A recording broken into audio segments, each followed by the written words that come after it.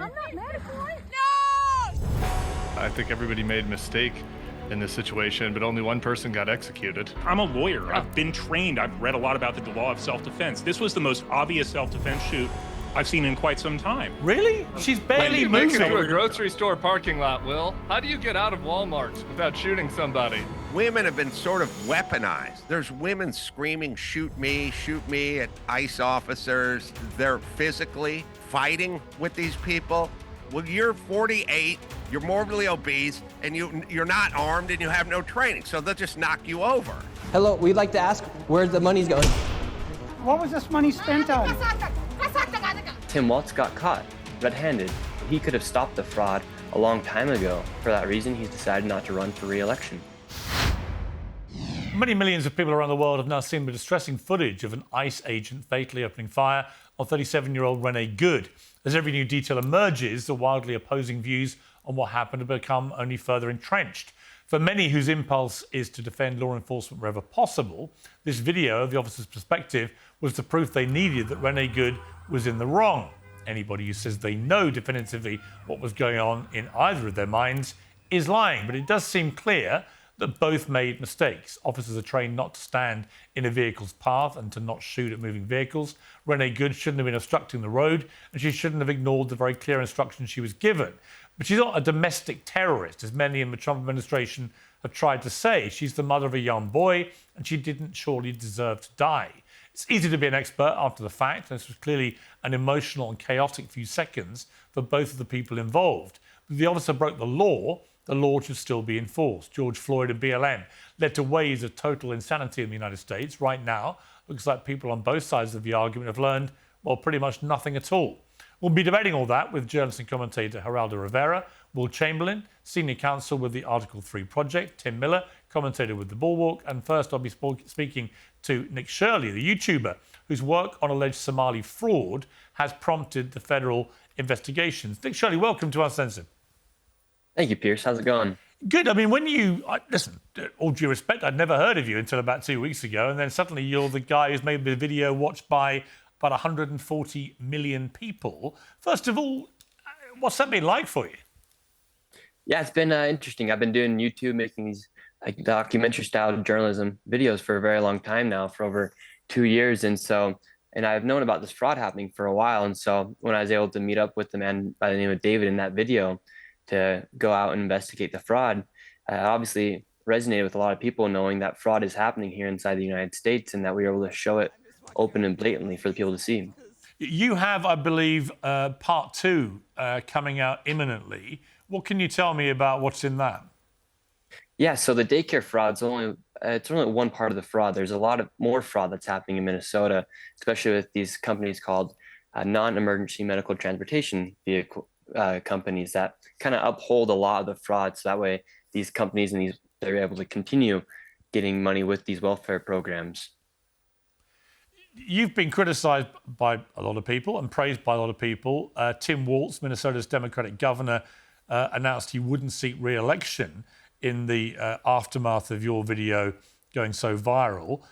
In the days before the announcement, he said you were, he said this on X, a far-right YouTuber, a delusional conspiracy theorist, but then he made his own announcement about not seeking re-election. What's your message to Tim Walz? Yeah, I think Tim Walz got caught red-handed. He's known about the fraud since 2019. He's been saying he's been fighting fraud for that long. He's even said that organized crime is happening is a fault for a lot of the stuff that's happening inside Minnesota. And so he could have stopped the fraud a long time ago. And he knew about the fraud for a very long time. So for me to go there and with one day show the fraud happening openly for everyone to see, obviously Tim Walz, he got caught. And for that reason, he's decided not to run for re-election. You've had people in mainstream media being quite sneering about you and your journalism. But conversely, do you think mainstream media has failed the American people by not doing the very kind of thing that you were doing in this video? Yeah, 100%. Everyone else had the opportunity as well to go and make this video and go talk to the people and hear what a lot of people were messaging me about this fraud. That's why I went and did the video, because that's what Minnesotans wanted me to do. I had received thousands of messages beforehand. Have you had a bad reaction in terms of people threatening you since this? Yeah, I mean, obviously, when you expose fraud, a lot of the fraudsters are going to be upset. And then it turned into a race and political issue. And I was just going to show fraud that was taking place. This was never meant to be a right or left issue. It was just to show that fraud is happening and that fraud is bad. And then you see how it becomes a race and political issue. And that was never the intention of the video. I mean, one of the things that's happened is that a lot of people have come out and they kind of tarred the whole Somali community with the same brush of being fraudsters. That's upset a lot of people in that community who are not criminally minded. What do you feel about that? Yeah, it's tough because the fraud that's happening in Minnesota, 89% of the fraud that is happening is from Somalians. And so that's just a fact about the issue, is that a lot of the fraud being committed is by Somalians. There's also a white woman who was in charge of feeding our future, who's locked up, imprisoned. And then you also had a man who got convicted and charged of $7.2 million in Medicaid fraud, but a white liberal judge let him walk and reversed that. So you're seeing how this political correctness has enabled this fraud to happen. What do you feel? Now, we're going to bring the rest of the panel in a moment, but this video of the ICE officer shooting Renee Good, what is we've all had a chance to watch this from multiple angles now for the last week. What is your view about what happened? Yeah, it's super sad. And I've gone to these protests, I've talked to these people, and she put herself in a position where the officer was duty bound to protect himself as well. The officer obviously doesn't want to feel like his life's in threat, and she shouldn't be putting the officer's life in threat. And do I think he should have shot her? I don't know. I'm not in the position of the officer, but like I said, he's duty bound to protect himself, and she shouldn't have put herself in that position. She knew what she was doing. She was impeding a federal law enforcement investigation. But do you actually think she was trying to run him down? I do. If you watch the video, she was obviously aiming towards there, and then there's even a moment before where she hit the gas and the tire didn't catch tread. Who knows what would have happened if the tires did catch tread and she was able to do it, and her girlfriend was saying, "Drive, baby, drive." But that could be just to get away rather than run anybody over.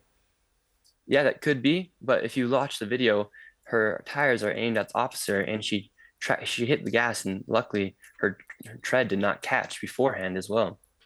Okay, let's bring in the rest of the panel. You're going to stay with us, Nick. Tim Miller, this has been an unbelievably divisive story. My view is, having watched this many times now from every possible angle, is that everybody involved made mistakes, but that ultimately that woman should not have been shot dead. And no one can persuade me otherwise. I do not believe the videos collectively showed her deliberately trying to run anybody over. And in fact, her demeanor prior to this happening a few seconds earlier is the converse of being confrontational. So there's no suggestion there that she had any malicious intent towards running people over, and yet she's dead. What's your view of this? Yeah, I got to tell you, I don't know what Nick's looking at, if he thought that she was aiming for him. I agree with you, Piers. I think everybody made a mistake in this situation, but only one person got executed. And so I think we should look into why that was and what happened there, and just be honest about what happened. He greeted, the officer, Jonathan Ross, had seen her, as you mentioned, 20 seconds before he shot her. And she said to him, "That's fine, dude. I'm not mad at you." She was smiling. He could see into the car. There's a dog in the back seat. There are children's toys in the passenger seat of the car. And then he walks around to the front. She's backing up, and as she starts to move away, this car is moving like 2 miles an hour. It's not moving any faster than any car does in any grocery store parking lot anywhere in America. The wheel is clearly pointing away, moving away for him. And then he shoots her. Not just one time, but then he shoots her a second time and a third time through the side window. Like, when he fires the third shot, he's completely to the side of the car. He's not in any danger at all. And so I just don't see how anybody could see this and think that this person like legitimately felt like his life was in danger. I'd also note that he has a couple colleagues that are standing there. None of them pulled their weapon. None of them seemed to think his life was in danger. And then after the car with the dead driver goes away, he walks to it easily, and he calls her a fucking bitch. So I just look. I think this is a very clear situation. I think everybody trying to make this complicated or trying to say she tried to kill him. They either are just intentionally spinning for the administration because they're hacks, or like maybe they're just very easily scared individuals who I don't know how you would get through life by thinking that somebody in that situation was going to kill themselves. Was in danger of. Let me bring in Will Chamberlain, who says nonsense. Why do you say that? New Year is all about starting afresh, and today's sponsor will help you to do exactly that. Mando Whole Body Deodorant is created by doctors and clinically proven to block odor for up to 72 hours. Powered by mandelic acid, it's free of all the bad stuff like baking soda, paraben, and aluminium. Some men mask their BO with sense. Mando men get the job done right. Don't mask it, Mando it. You'll find it in many top retailers, or you can head to shopmando.com, where for a limited time, new customers get 20% off site-wide with our exclusive code. Use the code PIERS, P-I-E-R-S, at shopmando.com for 20% off site-wide plus free shipping. Shopman.com. Please support our show and tell them that we sent you. Mando's got you covered. Well, saying that people are scared when they're acting in lawful self-defense is offensive. Basically, every way that Tim characterized that was just unbelievably uncharitable to the police officer who clearly shot in self-defense. He was directly in front of the vehicle when Miss Good hit the accelerator. Now, maybe she was going to continue turning, but maybe she wasn't. He was 2 feet in front of it. And that woman had justified a lawful order to be detained. I mean, we have to understand, before this happened, and that's not, again, not to say that she deserved to be shot. This execution thing is so frivolous because it's not about her being given punishment for her actions. It's about her creating the scenario in which another person felt a reasonable fear of deadly injury. Well, she committed multiple felonies in this context. Parking her car in the middle of the road, obstructing a law enforcement investigation. And then finally, this aggravated assault with a deadly weapon. A car is not a trivial thing. And I mean, you think about police stops all over the country. The primary danger is people fleeing in their vehicles with which are 2 tons of metal coming at them. It's also not just self-defense; it's defense of others as well. There's a person hanging onto the side of the car right there. You and I will have an exchange. Who could easily be dragged along. All right, but Will, you and I had an exchange on X about whether this constitutes domestic terrorism. I think that's such a ridiculous phrase to use about what we've all witnessed with our own eyes here. She's not a domestic terrorist. She wasn't trying to commit an act of terrorism against this ICE officer. Now, I happen to think that what may be a key part of this is that it emerged that 6 months earlier, the same ICE officer had been dragged by a car in a similar situation, hundreds of yards, and has suffered injuries and probably a lot of trauma, right? We don't know how much trauma, but how much was that playing on his mind when he's there? He's ignored his training, which is that ICE officers should not be standing in front of a car in that situation, nor should they fire at a moving vehicle. That's what they're trained not to do. That last part is certainly incorrect. When you are allowed to fire at a moving vehicle in self-defense or in defense of others. Right. If you genuinely think your life is in danger, right? Now the question.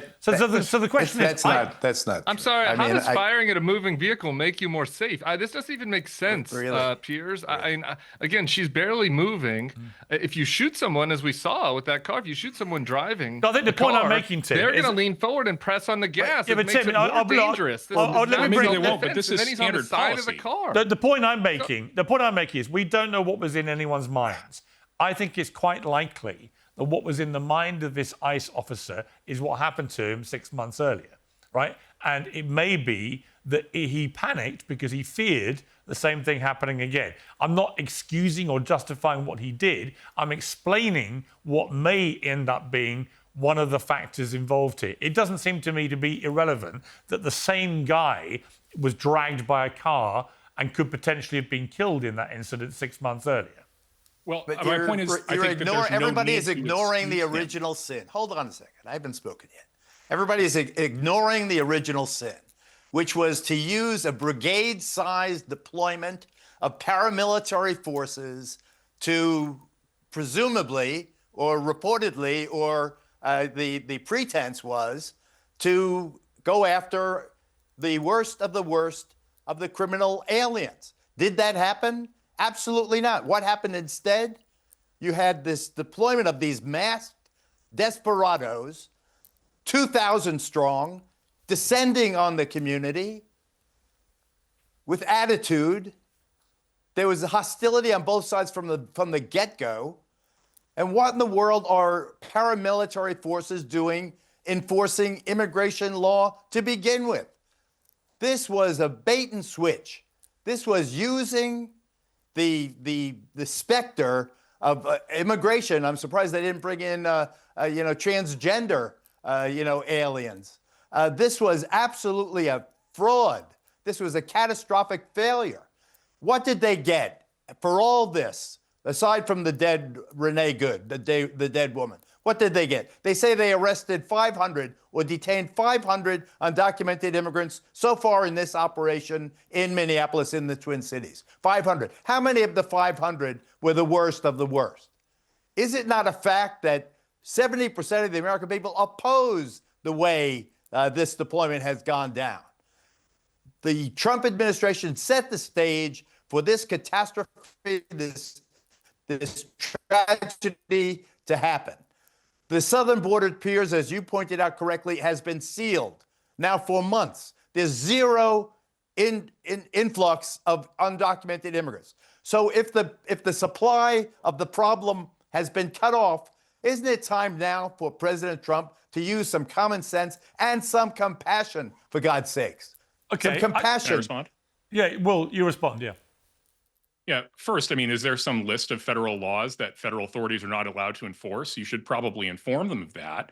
I think that's a little bit ridiculous. And second, if we're going to go to about? What are you talking nonsense? You're talking nonsense. You're Talk basically radio saying the federal government's nonsense. not allowed to enforce immigration law because you actually need to bring in large numbers They of people. are allowed detain to enforce aliens. immigration laws. What they are not allowed to is to impose a police state with attitudes and long guns. When did you see If you want to know mass who's at cops? fault for Hold on a that, second. it's the When did sanctuary you see mass jurisdictions. cops? I don't know how much police work you've done. I've done a lot for the last over 50 years.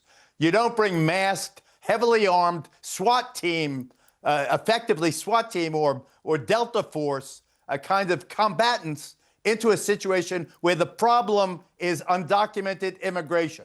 If that's the problem, you go and you pursue the normal, ordinary, reasonable, prudent ways of dealing with the social problem. It's immigration. As I said, the supply has been cut off of immigrants. Now's the time. What about the dreamers, the kids brought here at an early age who've been here and committed no crime? Isn't it time for them to get...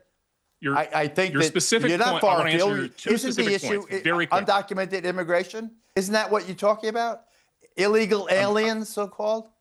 Isn't that what we're talking about? You say they can't be masked? They're masked because the radical left and Antifa... Cops are never masked. State troopers are never masked. If you're mad about the policy policy question, can I just make this point? If you're mad about the policy problem, which is the fact that the administration needs to send in militarized forces that are ready for responses, that's because Minnesota has sanctuary state policies and doesn't cooperate with detaining criminal aliens. In other states, they don't need to send in BORTAC to detain people. What's the rush? Because they did it here in New Orleans, Will. Safely at the courthouse. It's the Minnesota state authorities that are responsible for creating dangerous situations like the one that happened in Minneapolis. Okay, but look, Geraldo, we can obviously, none of this is irrelevant, but in terms of the actual incident itself, what do you feel about what happened there? In my heart of heart, and remember, I've covered every war in Central America, every war in Middle East, Afghanistan, 11 assignments, Iraq, 11 assignments. I've seen guns and firing, and you know when to use your gun and when you don't use your gun. That was absolutely an awful, awful mistake by those officers who aggressively sought to confront, as you, Piers, have clearly laid out. The woman in that car presented no threatening image. Look at the car. That's the weapon that makes her a domestic terrorist. That car moving at 2 miles an hour, then 5 miles an hour. The wheels clearly turn to the right. Come on, I'm sick of the excuses. It's one thing to have ideology and be as conservative as you want to be, but don't make up a situation with it fails right there. When you say domestic terrorist, I covered Timothy McVeigh, 1995, Oklahoma City. You want to see a domestic terrorist? He killed 168 American men, women, and children. That's a domestic terrorist, or the Unabomber, Yeah, that's or how- Luigi that's Mangione, how I felt. or I any, felt- you name them.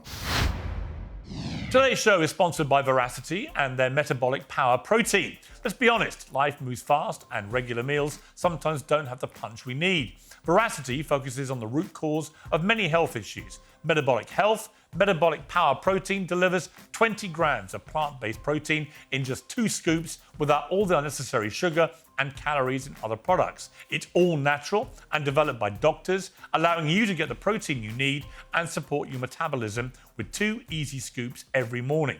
It's also third-party tested for toxins and heavy metals. So get the protein in your diet the natural way with Veracity. Head to veracityhealth.co and use code PIERS, P-I-E-R-S, for up to 45% off your order. Once again, that's veracityhealth.co for up to 45% off, and make sure you use my promo code PIERS so they know I sent you.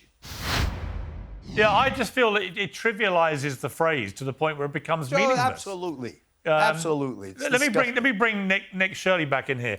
I mean, the thing is, Nick, because of camera phones now, so much of this stuff we can analyze for ourselves.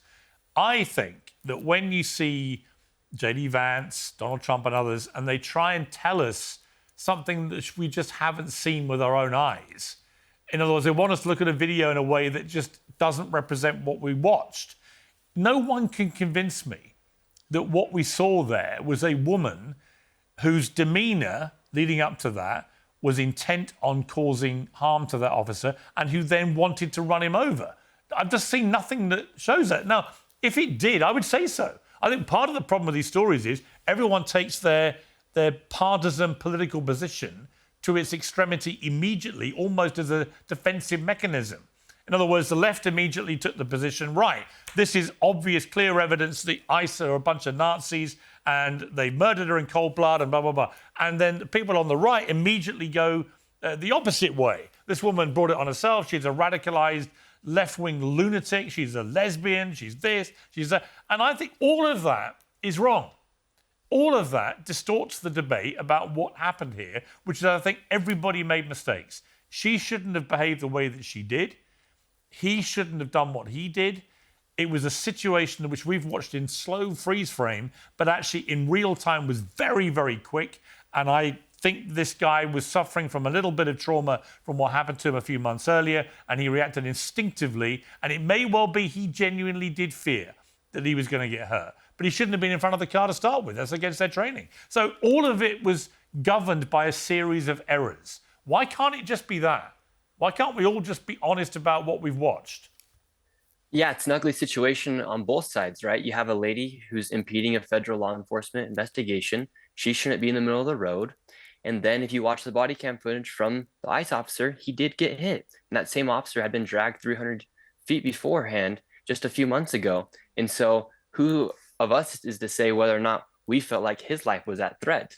Maybe he felt like his life was at threat, and therefore that's why he shot. And why is that lady impeding a federal law investigation in front and has her car stopped while they're doing a targeted ICE raid?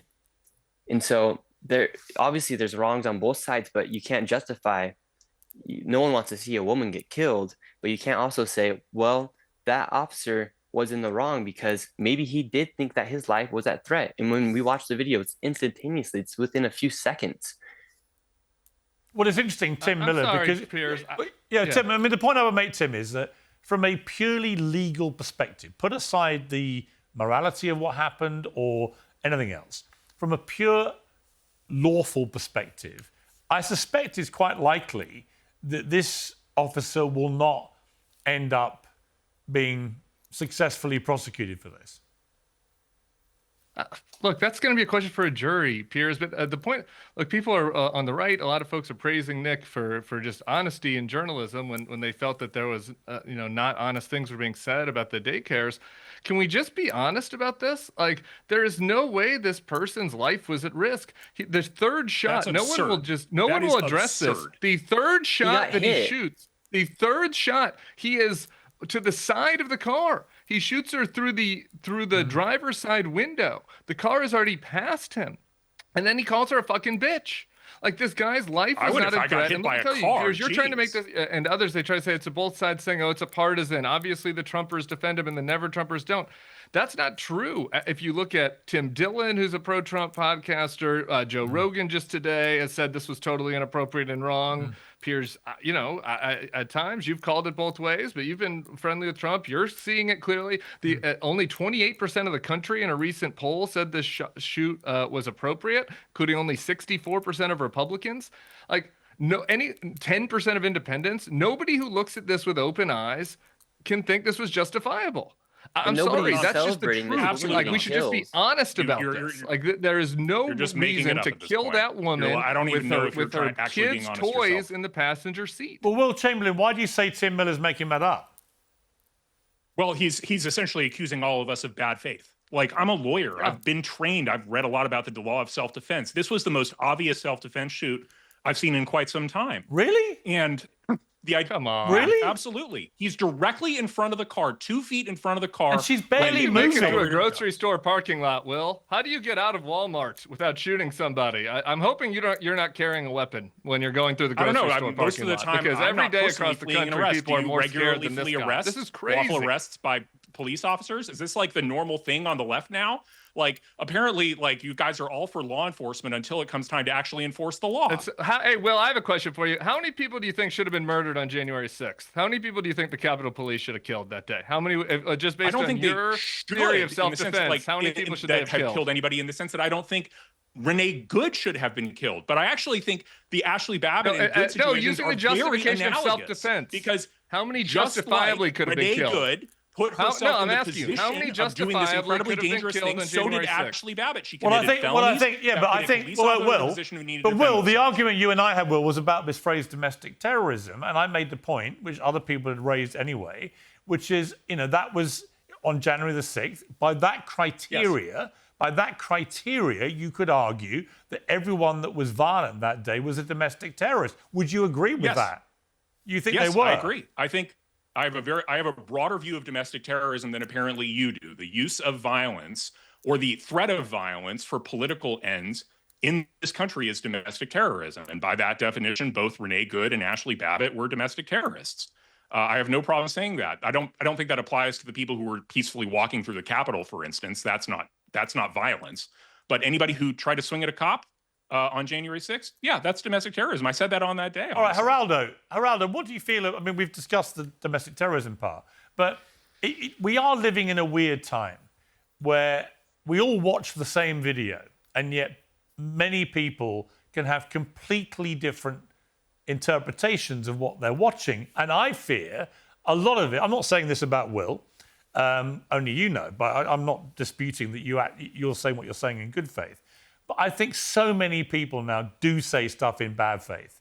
They will see something, and if it doesn't suit their own side's agenda, they will argue black is white. They just will, because that's where we've got to. And it's fueled by social media. And I also think social media is responsible for a lot of what was going on with the two women here, with Renee Good and her partner, where you see the partner actively goading the ICE officers all on camera as well, to make herself a bit of a social media hero, perhaps. All of this is fueled by social media. But where does that leave us as a society? I think that's an excellent question, but I think the litmus test for this particular situation or this population, you cannot, if you have to wear a mask when you go to work, then inherently there is dishonor in the work that you're doing. There's a reason why no law enforcement, absolutely not, in the United States of America wear masks. But for ICE agents, not even everybody in Customs and Border Patrol wear masks. It is specifically for this population. Why is that? We have to ask ourselves, why is it that unique in all of the hundreds of thousands of law enforcement officers, this cadre is mask wearing? It is because, I submit, they are doing work that is inherently unpopular. They said they were going after the worst of the worst, and instead they're going after Rosa, the baker, or Pablo, the snow shoveler. It is a cop-out. I call on the president to end it. Stop sending military units to enforce this specific law. Be patient. You have stopped the supply of undocumented immigrants into the country. Be patient now. Go after the worst of the worst. Do police work. Get warrants. Get named warrants. Stop stopping Latinos on the street because they happen to be brown and there's a probability or possibility that they're here without proper documentation. Sort out a chaotic system and make it fair. I just think that what happened in Minneapolis was an accident waiting to happen. Every new year, I think about what a real fresh start looks like. And for me, it always begins at home. Cozy Earth is my go-to for a winter blues-busting reset. They've just launched their new Maher bedding set, and you really need to check this out. It's their first fully matching collection. Sheets, duvet cover, quilt, coverlet, all inspired by the soothing tones of Baja California. The designs are classy, the fabrics are premium, and they'll give your bedroom an elevated resort-like look. And the Cozy Earth product that I use every day, the Luxe Bath Towels. These towels are incredible, made from a cotton and bamboo viscous blend with zero twist technology. So they're plush, absorbent, and feel like a warm hug when you step out of the shower. Everything comes with a 100-night sleep trial and a 10-year warranty. So start the new year with real comfort. Go to CozyEarth.com and use my code PIERS, P-I-E-R-S, for up to 20% off. That's CozyEarth.com, code PIERS. And if you get a post-purchase survey, mention you heard about Cozy Earth right here.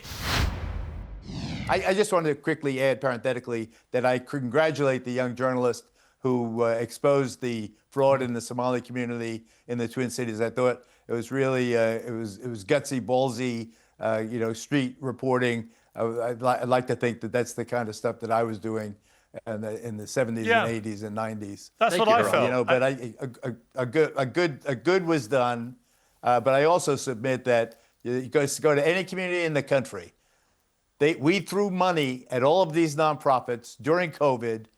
The president and then first Trump and then Biden, all they wanted was the economy to stay whole during the epidemic. They threw money at everybody. They allowed people to take wheelbarrows full of federal cash out of the building without proper documentation or follow-up of any kind. There was, I think that what's happening with the Somali community will be replicated from coast to coast if we have any guts in the justice. Yeah.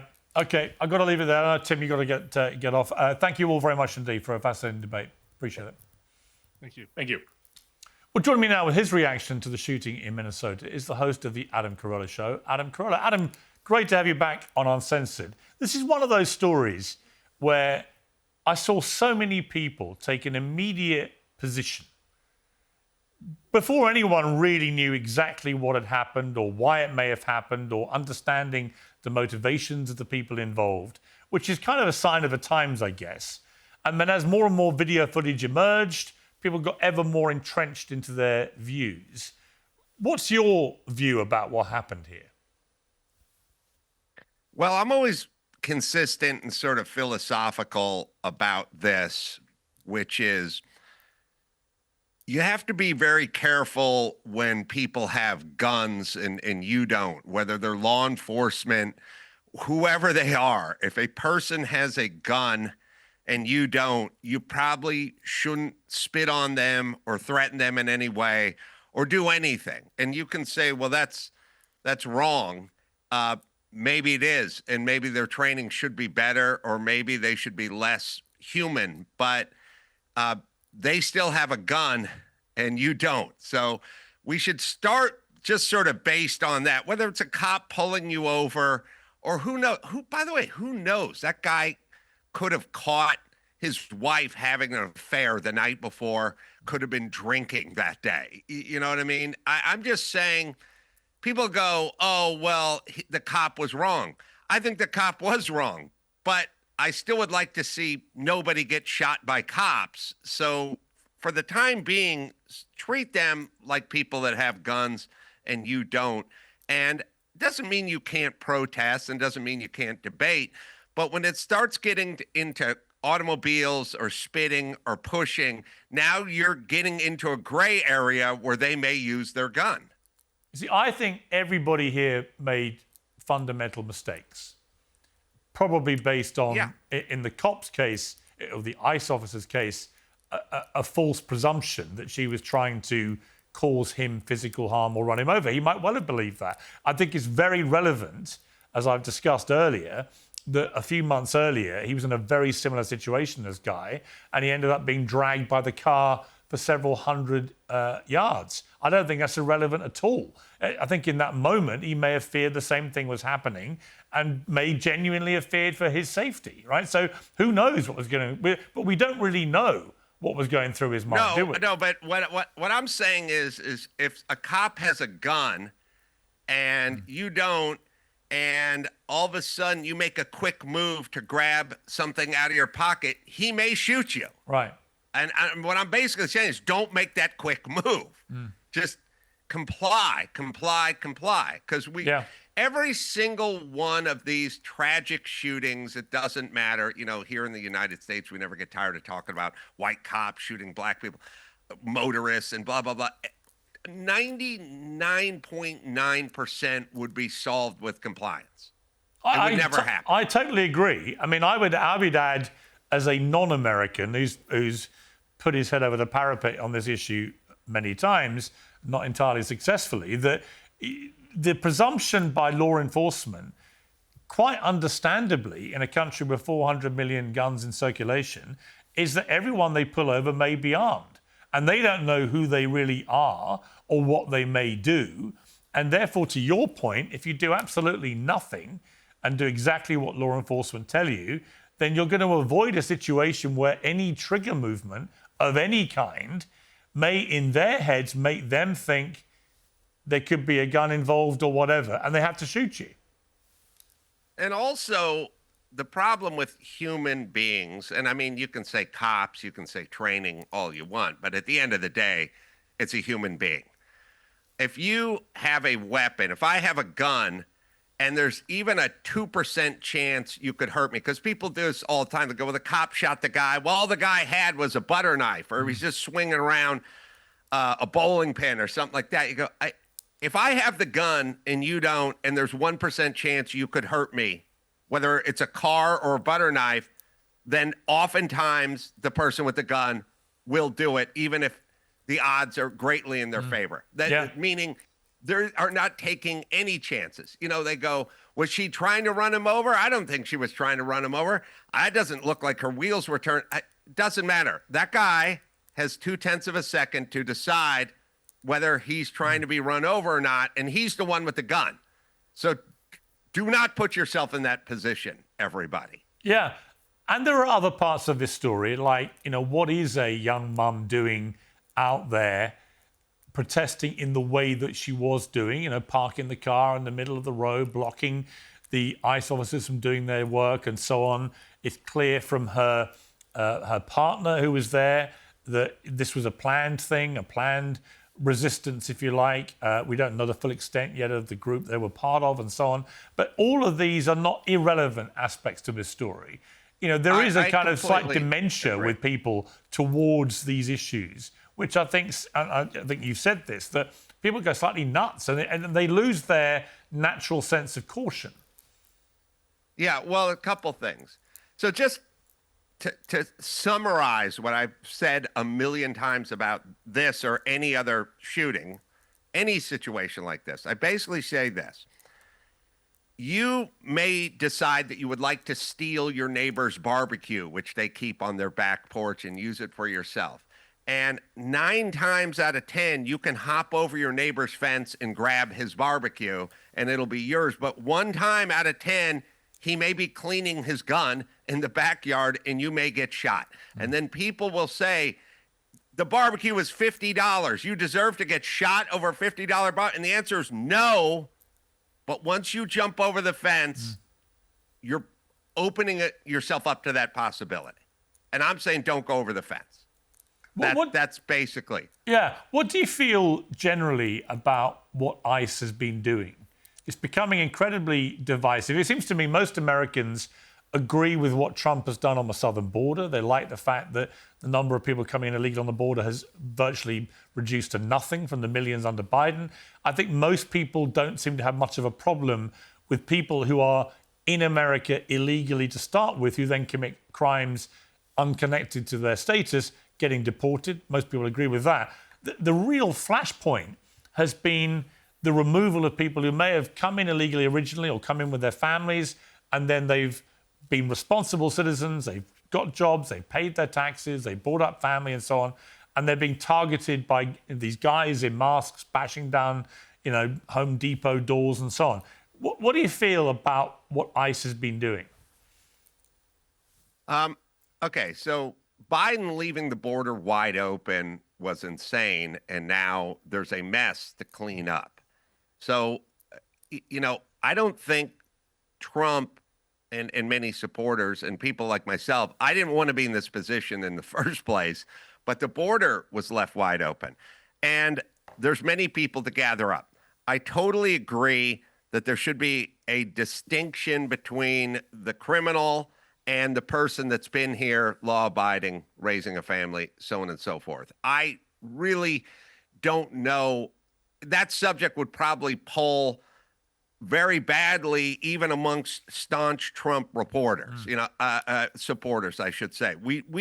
Nobody that I'm aware of wants the hardworking day laborer who's been here for 15 years, is raising a family, taken out of the country. Now, I think in order of importance, I would like the cartel guys and the gangbangers and, the human traffickers and blah, blah, blah. At some point, when that's all done, then you can get down to the people that are playing by the rules, paying their taxes, raising their children, so on and so forth. And then we can have a discussion about what that would look like. That, to me, but to assume that everybody ICE is going after is a hardworking mother of three who's just working as a maid and is all nonsense and BS, and that's more narrative stuff that gets cooked up by the left, and then they go out and fight and push, and they essentially create chaos and then say they don't want chaos. So it's essentially tons of chaos saying we don't want chaos, and then saying, don't you want the chaos to stop? And I'm like, yeah, I'd like the chaos to stop, but the answer isn't abolish ICE. The answer is you keep your fat ass at home. Right. Yeah, I mean, it seems to me, I also think social media is a key component to whipping up a lot of this stuff. Do you sense that we're in just very different times now? Well, so what I've been sort of drilling down on my podcast is there's so many women involved now, and women are the majority of society. I mean, they're 51% or whatever it is, but it's half. And women have been sort of weaponized. They weren't like this in the past. You go out and see the footage, there's women screaming, shoot me at ICE officers. They're physically fighting with these people, with the ICE officers. Yesterday, one spat in the face of one and then got tackled. And when she was being tackled, she was yelling, "What's going on?" And I realized they didn't grow up with rough and tumble play. Male mammals grow up wrestling, finding limits and pressure points. And by the way, knowing who to mess with and who not to mess with. I mean, you learn that real fast by getting punched in the face when you're 13. So we get that, and we can kind of govern ourselves. Women don't grow up with rough and tumble play. So they're having trouble with guidelines and limits and assessing danger. And you see it every day. First off, all they talk about is getting out and fighting. And you have to, I see fat middle-aged school teachers saying, ICE, if you come to my classroom, you got to go through me first. Well, you're 48. You're morbidly obese, and you're not armed, and you have no training, so they'll just knock you over. There's all these proclamations, these narcissistic proclamations, meets a blind spot, like literally pushing vans. Standing in front of 5,000-pound V8 vans and leaning on the hood and trying to push it back like you have some kind of superhero strength or something. It's tons of women who don't seem to understand what the limits are and who they're dealing with. And I think it's because they didn't grow up testing it like we did. Well, I and thought most Renee males Good's do. partner, who's on video being very defiant with the ICE officers, was clearly reveling in the resistance, as she would put it. But Yes. to your point earlier, had they shown zero resistance when ICE actually approached them, and had they been just model citizens and done what they were told, all of this would have almost certainly been avoided. But there was a kind of gleeful impunity, particularly I thought from the wife on video, towards them, almost like defying them. There's nothing you can do about us. And again, to your point, maybe it is just it's a modern phenomenon where they just don't understand the jeopardy that may put them in. She's got a guy who's got a gun, and she's calling him fat ass. So that just there alone, and you can go, oh, why are you defending these officers, Adam? I'm really not. I'm just saying I would like people not to get shot.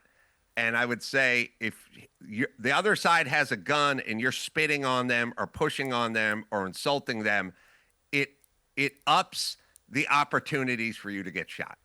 Final question. But there's question, Adam. The Golden Globes saw a number of celebrities, Wanda Sykes, Mark Ruffalo, Ariana Grande, all wearing badges reading "Be Good" and "Ice Out" in support of Renee Good.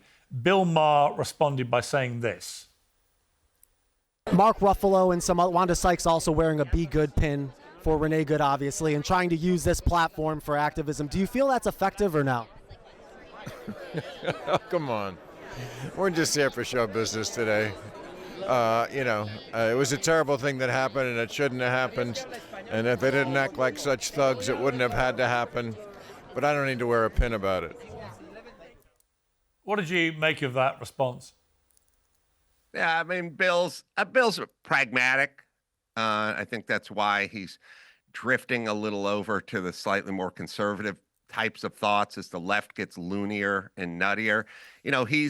He's a Democrat and he's on the left, but the left is not Bill Clinton anymore. He was, Bill Maher was, agreed with Bill Clinton in the 90s, but he's not, with the transgender stuff and all the lunacy and after the fires and all the climate change crap and stuff. I don't think he's willing to go that nutty. And he knows that wearing a stupid button or badge or flag or whatever you're putting on your lapel is not going to cure anything or fix anything or bring anybody back. It's all virtue signaling.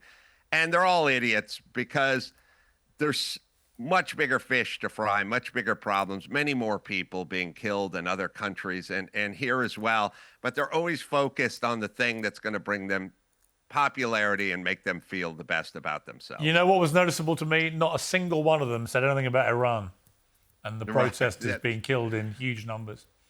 You could set your watch on the irony. It's really gays for Palestine. Adam Carolla, great to have you back on Uncensored. Thank you very much. Thanks, Piers. Piers Morgan Uncensored is proudly independent. The only boss around here is me. If you enjoy our show, we ask for only one simple thing. Hit subscribe on YouTube and follow Piers Morgan Uncensored on Spotify and Apple Podcasts. And in return, we will continue our mission to inform, irritate and entertain. And we'll do it all for free. Independent, uncensored media has never been more critical, and we couldn't do it without you.